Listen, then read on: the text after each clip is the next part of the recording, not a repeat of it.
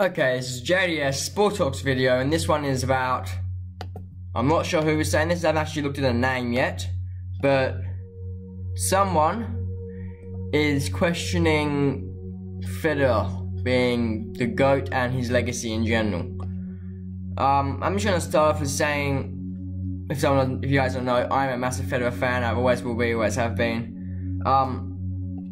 In my eyes and most people's eyes, he is undoubtedly the GOAT. You go to any commentator that's commentated a game in basically the last, since I've been born. So he started his professional career when the year I was born. So you go to anyone since I've been born who's commentated, I would say 80% would say Federer's the GOAT. Especially ones now like McEnroe, all these guys who you see commentating at the current Australian Open, all would say Federer's the GOAT, even in this late stage of his career where he's on and off very much. But one thing that this guy says in here is he says that Federer isn't even the best of his generation. Apparently they're saying he is the third best of his generation.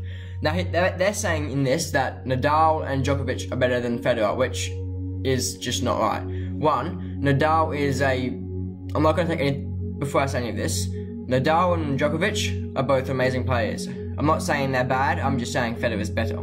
So with Nadal, he is a very clay court orientated player. He cannot play, well, that's not right. He has won percentage of his stuff of his Grand Slam titles on the clay court at the French Open. Now, it's undoubtedly that Nadal is no doubt the best clay player in history. And definitely right now. Nadal there's no one even close to challenge the dominance he has had on the clay court. But he's just not up to the overall ability, success, and just general, well, how good he is. He's just not up to the same level as Federer. Federer is a world of his own. He's so, don't even know what to say. How old is Nadal? I should check this before I talk about it too much.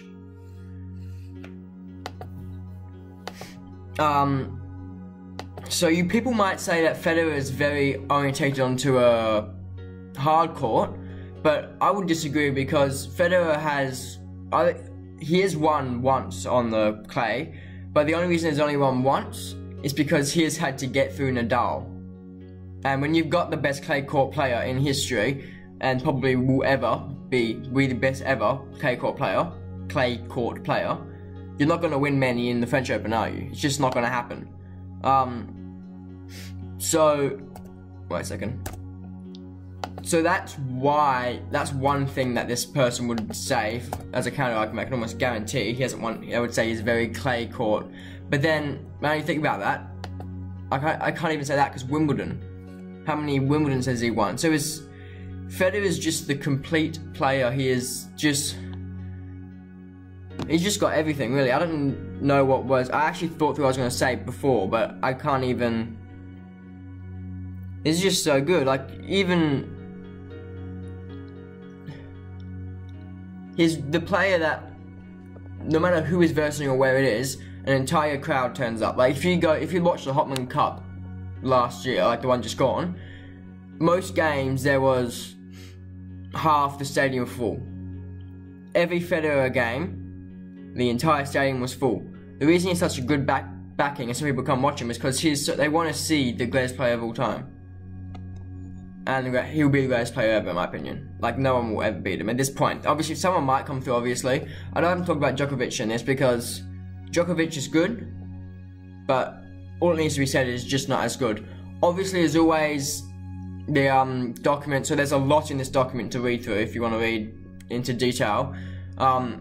This document will always be, not document, it's a website thing. It will be in the description as always. So Novak has won 15 Grand Slams. Federer has won 20. He has won 99 titles.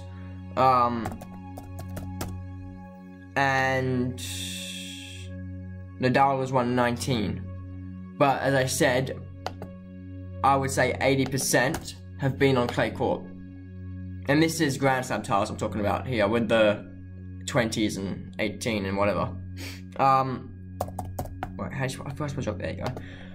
So let's see the ages of Nadal and Djokovic here. So Nadal's 32 and Djokovic is 31. So they do a few extra years on. Why is that? The web page is died. Okay. Nadal does have a few extra years on Federer, yes, and so does Djokovic. But at this point, Federer has not given. Something else I said in this I forgot to mention early on. They're saying this website article thing seems to be very based on the fact as if Federer has retired or is going to retire now. But he's made no statement of retiring, has never given any hints that he's going to retire. Unless I've completely missed him saying so in the last few days, he has never made any like, what's the word, like hint or say he's going to retire in any way.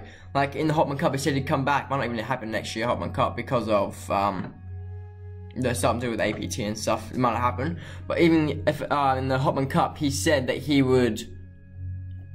be coming back with Belinda again. So I don't see why they're saying that they're making this whole article on the fact as if he is retired or going to retire. Like this, they say he has won 20 Grand Slams, 99 titles, and all these guys are one behind him. They're saying it as if he is finished. They're saying his legacy as if he has finished his career. I'm just gonna leave it here. You guys can come and look at some of the document if you want. There's a lot. That's the document again. You know what I mean.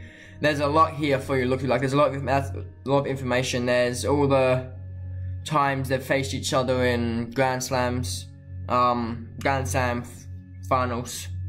Actually, before I go, let's look at the head-to-heads. Nadal versus Federer, head-to-head. Okay, so let's see whilst this loads. I'll get the Djokovic one going as well. With Djokovic, I'm not taking anything away from him as well. He's a great player, no doubt. I'm never saying anything about him not being a great player. He will go down history as one of the greatest, but he will not be the greatest. As I said, Federer will always be the greatest. Djokovic has just got through to the next round of the Australian Open yesterday, by the way, with a player retiring from the game. Not from like retiring his career, retiring from the game. Hurt. Federer. Yeah, so with Nadal versus Federer, Nadal, wait, where is it? What? So Nadal has beaten Federer more often, which, to be honest, that does surprise me. Right now, Nadal is ranked second, Federer is ranked 2. Let's see if there's anything else here.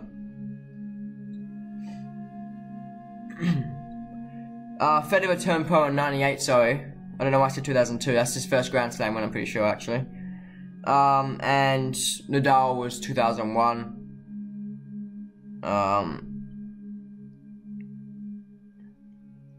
There's not really much information here. I thought there'd be a lot more information about them versing in the finals and stuff.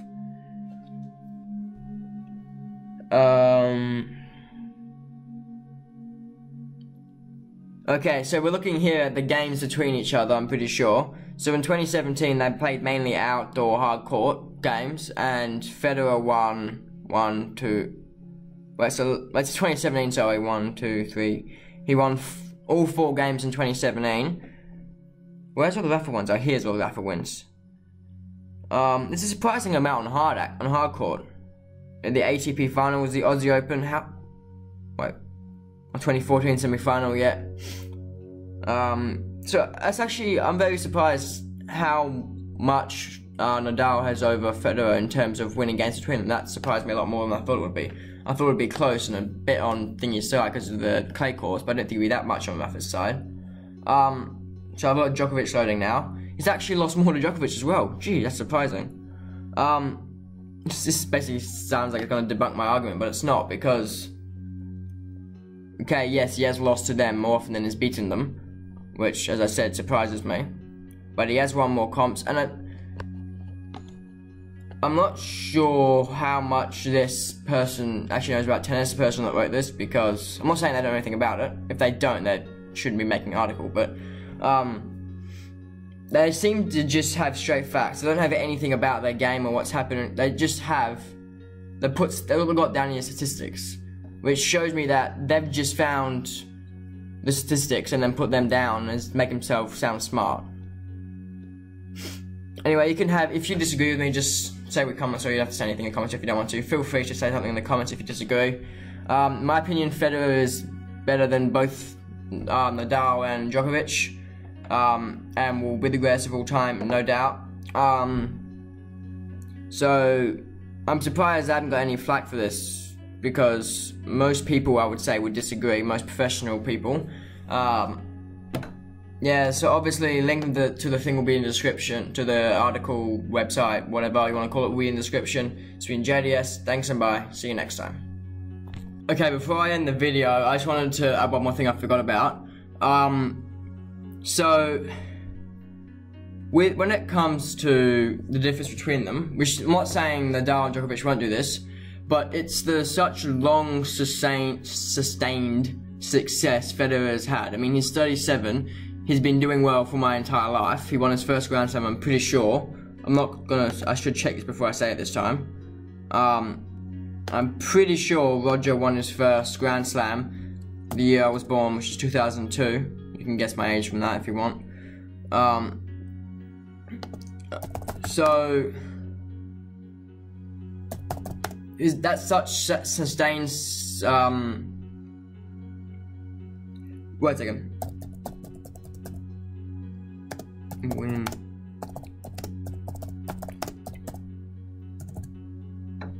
Yeah, that's such sustained success for so long.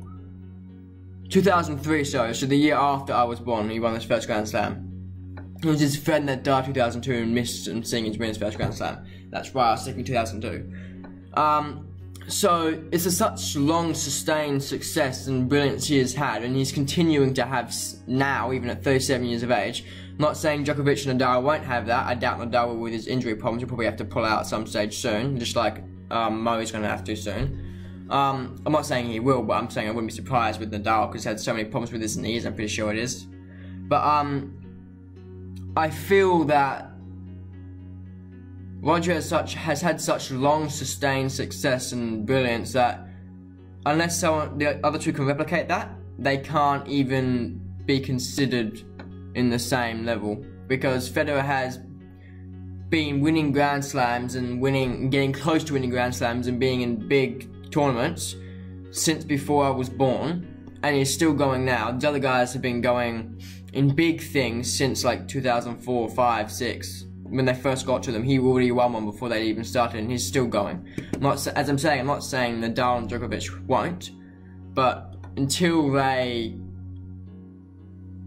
prove that they actually probably later in 2003 and 4 they got their first one, probably more like 2005, 6. But anyway, until they can properly prove that they will keep going for a long success to like age 37 like Federer has, I feel that they can't be questioned. And not just success, but like, so not just be there playing, but be there at world number 1, 2, 3 with all these young kids coming up like they have with Federer. I know they're about the same age, but they're 4 or 5 years younger, to come up, have these young kids come up at the same age and then keep beating them. I know Tsitsipas has now beaten Federer, but that's what I'm talking. I'm saying just in general, have all these young kids come up and beat the majority of them, not just let the young kids push through, keep going and have that sustained success, even with the new great players that will come through in the next generation, if that makes any sense.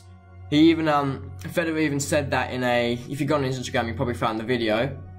He said before the tournament, 2 years ago when he won his first Grand Slam in a few years, because he had a really bad patch for a few years. Not really bad, but he wasn't winning tournaments, he was only doing decent.